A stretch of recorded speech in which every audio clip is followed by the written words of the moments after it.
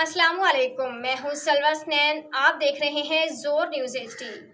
आइए नजर डालते हैं आज की अहम खबरों पर। रियाज अली ब्यूरो चीफ जोर न्यूज सेटेलाइट जिला करम। रियाज अली खान ने जिला करम तहसील लोयर करम सदा मंजूरी बुंगिश का दौरा किया। इस मौके पर साबिर बुंगिश समेत इलाके के मशरान ने खैर मुकदम किया। मीडिया से गुफ्तगू करते हुए साबिर बुंगिश और कमेटी के मेंबरान का कहना था कि 2007 जो इलाके IDPs हो चुके हैं अभी तक उनको इंसाफ नहीं मिला।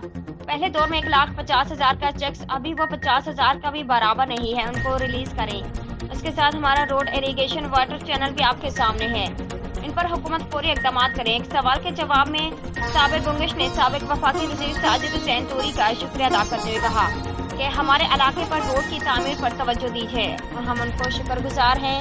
हम मजीद साजिद तूरी से इलाके पर तवज्जो देने की इस्तदा करते हैं। हमारा इलाका दहशत गर्दी से तबाह हो चुके हैं। मंदूरी बुंगिश की तामीर और तरक्की में अपना किरदार अदा करें। जब इलाके में सहूलत मुयस्सर हो तब इलाका तरक्की करेगा और आवाम भी रहते हैं।